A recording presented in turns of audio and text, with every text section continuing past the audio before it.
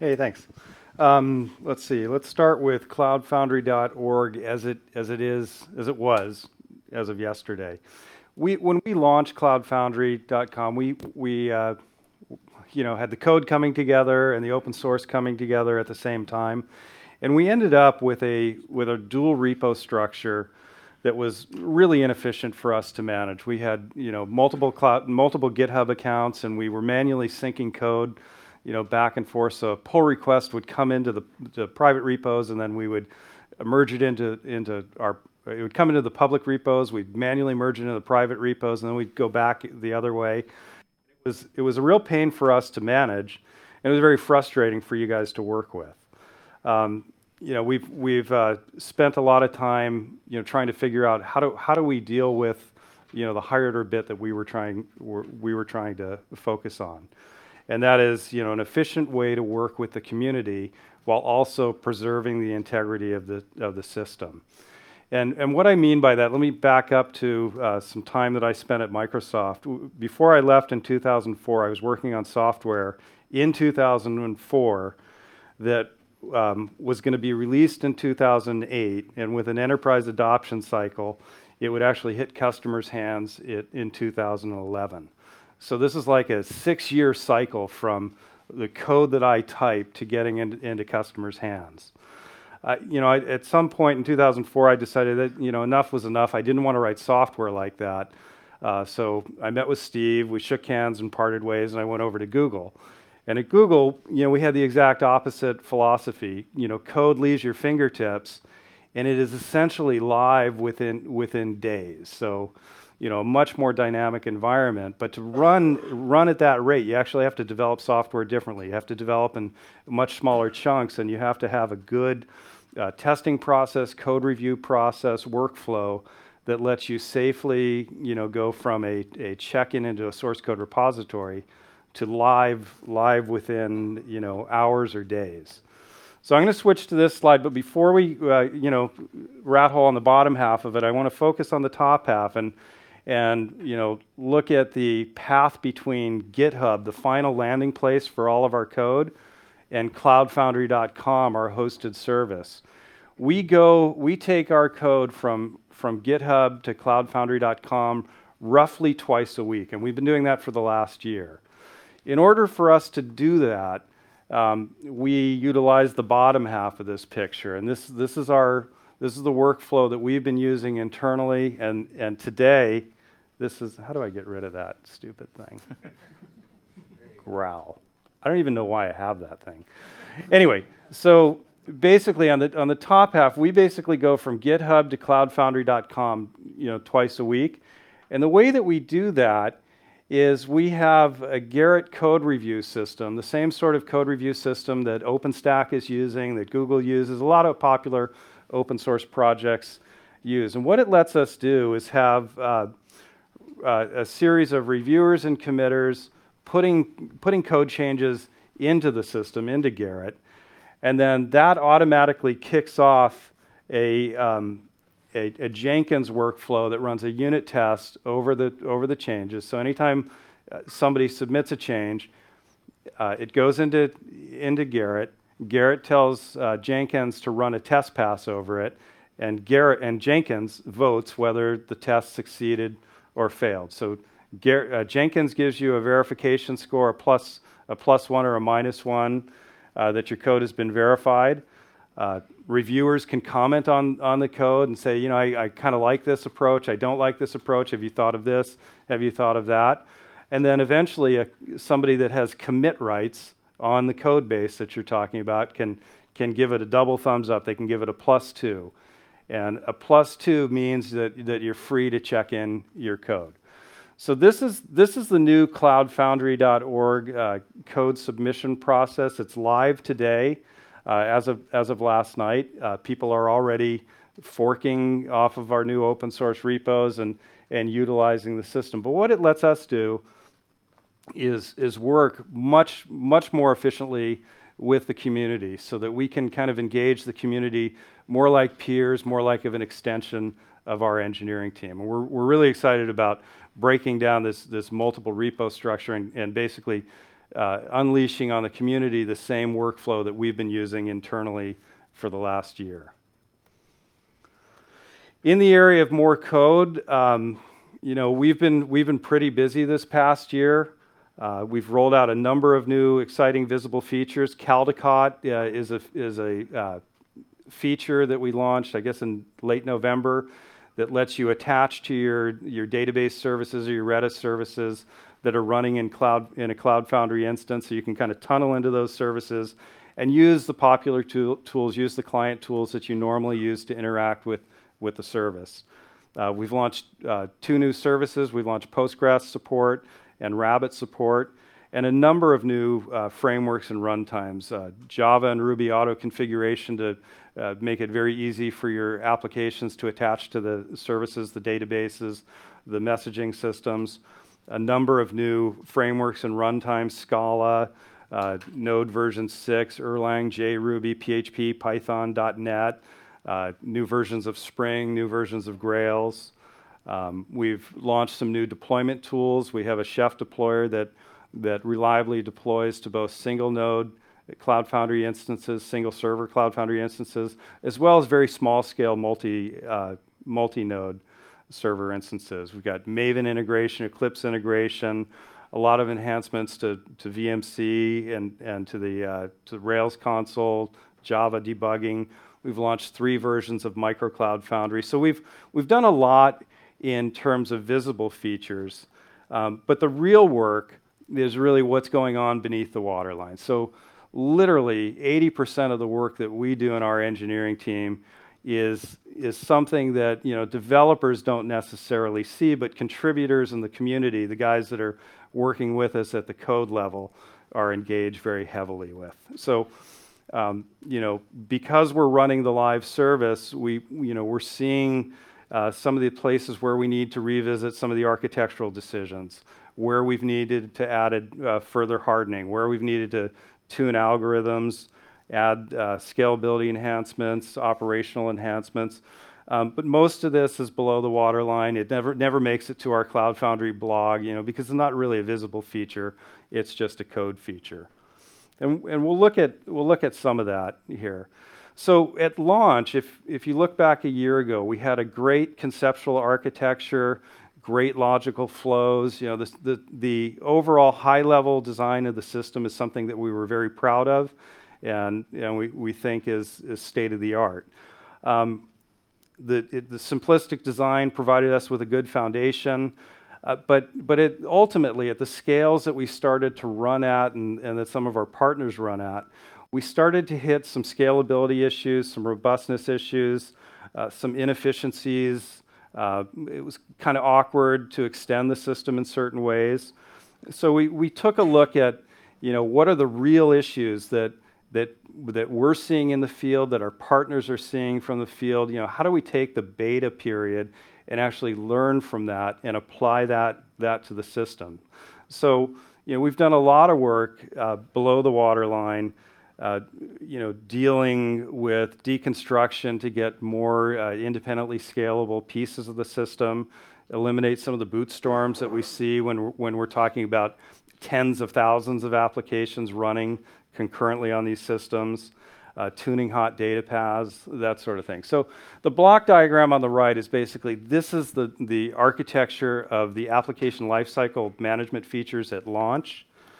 And a year later, this is what that exact same system looks like. So we've added, several new components, all independently scalable. You can look at this and see, there's basically more new code than old code. And we've been doing this on a live system, while the system's running, bit by bit, a little bit at a time, twice a week. And that's how we go from, the old block diagram to the new block diagram, safely and reliably without anybody even noticing it. That's why it's an invisible feature. We've applied this, basically across the board. So our execution environment for running applications at launch was pretty simplistic. We had an agent, and we run apps with kind of soft isolation model.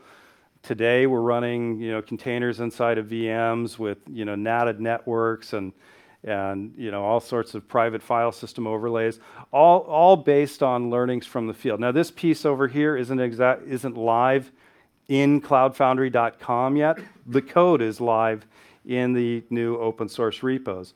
We're running this right now in our Jenkins system, so when you run a test case, you're actually exercising the new block diagram on the right, and this is our approach to how we develop software and roll it out, utilizing the service and giving us ourselves a chance to learn how our software behaves in real time, and then we'll slowly bleed that into the system. Again, in the router, we've done some other data path changes, literally just to tune the data paths. Nothing major architecturally, but the approach is to watch the system at runtime and use the beta period to learn how things are operating, feed that back into the code base, where we take advantage of it in cloudfoundry.com and where our partners take advantage of it in the clouds that they're running.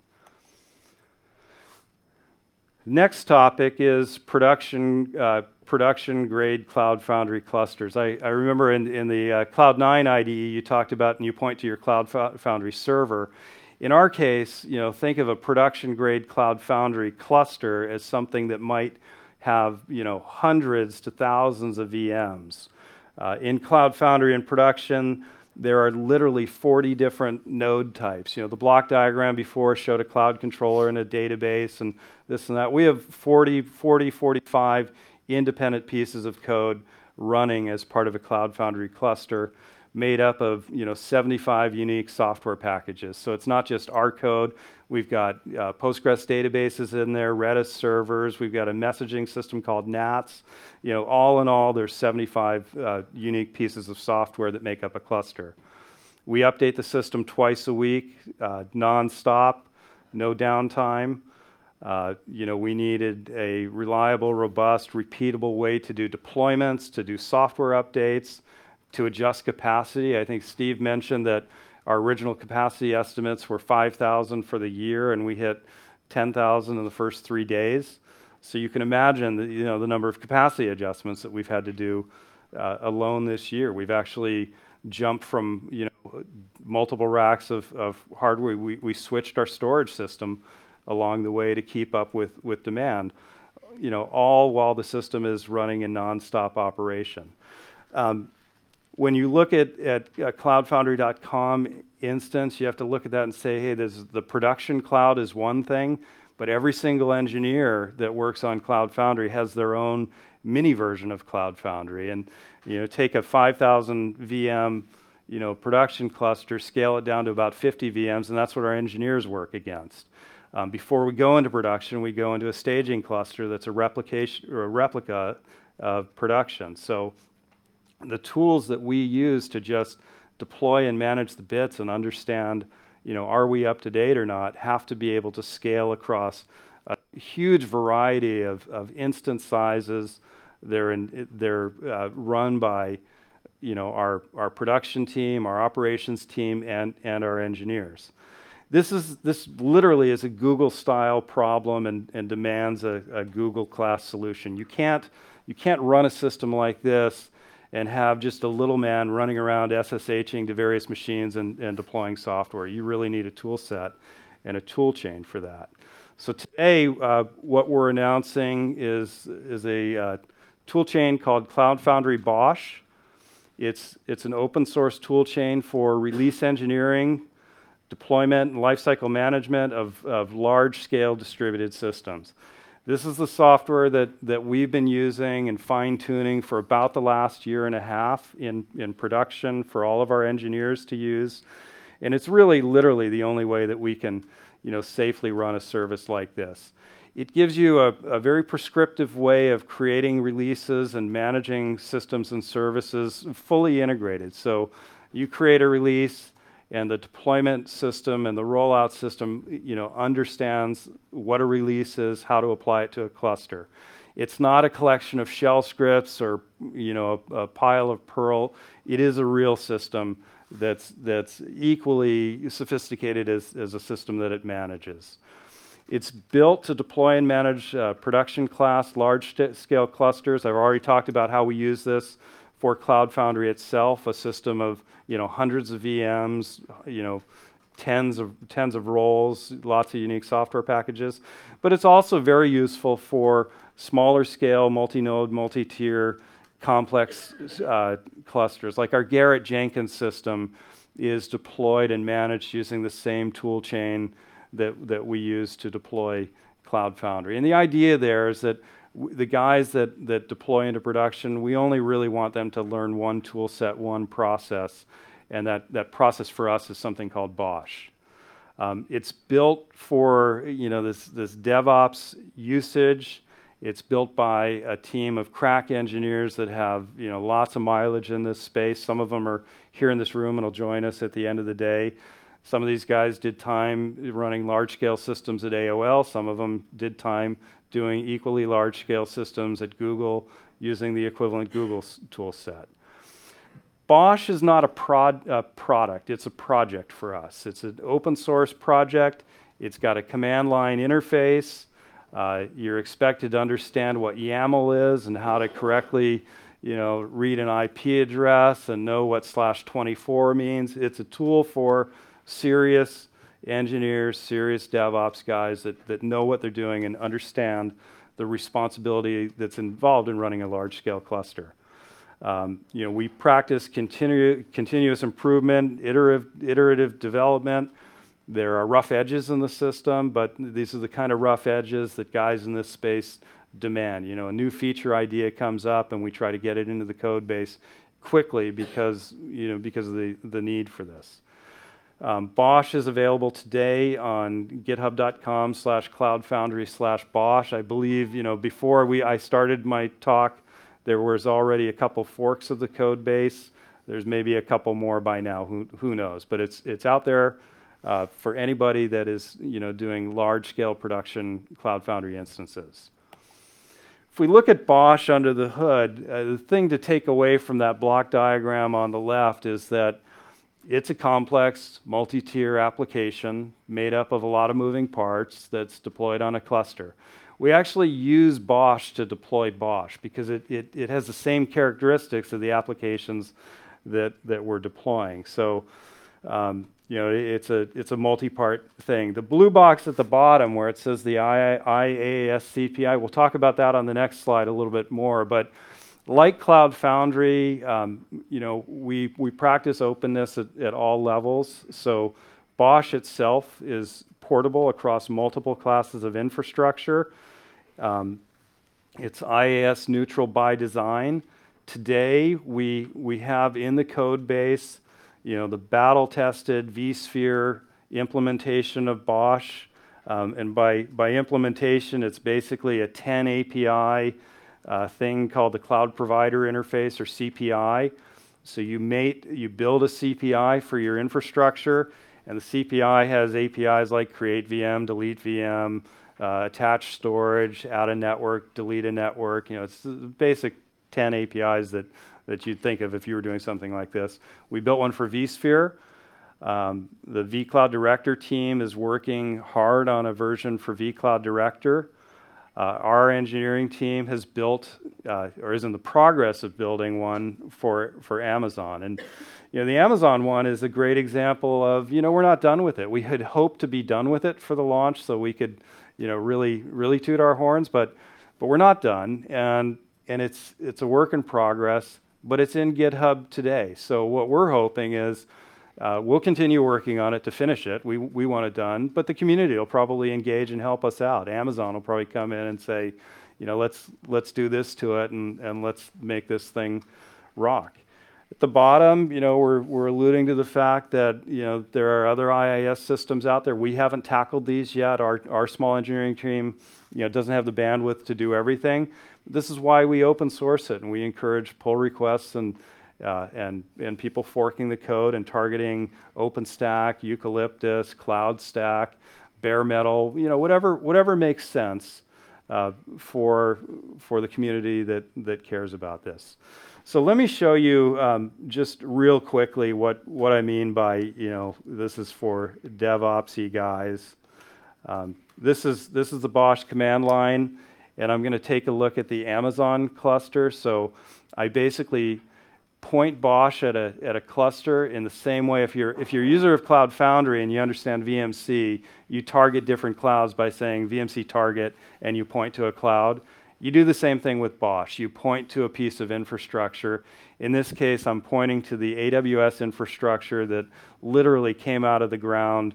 I think earlier in the week, a couple days ago, I got a note from Oleg saying, "Hey, Amazon is up. We're up and running. Here's the target. You can take a look at it." So this is our Amazon cloud. I'm just going to do one command here to show the VMs that are running in that Amazon cloud.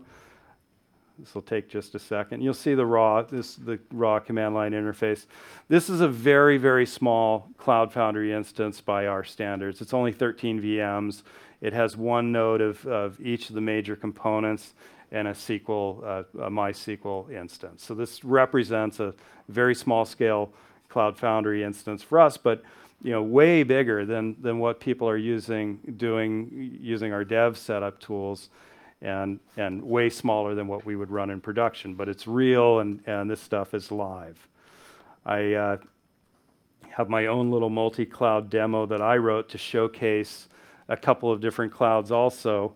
This is a simple Sinatra app that integrates YouTube and Cloud Foundry, and it's running on the Uhuru cloud in Romania. I can switch to the Amazon cloud that I just showed you, and it's going to, the application makes a Cloud Foundry call to figure out what cloud it's running on, where it's running, what its name is. And in this case, I just pick a video channel that's related to that cloud. So this is the app running on our Amazon cloud, the same app running on AppFog and doing the same thing, showing some videos from their channel. I'm running it on Tier 3. And then finally also on cloudfoundry.com. So this is multi-cloud. This is really trying to showcase that our Amazon stuff, our work in progress, is actually capable of running real applications as well. So we call it a work in progress because it's not done, but it's actually pretty far along, and the code is all out there today. So thank you. I think with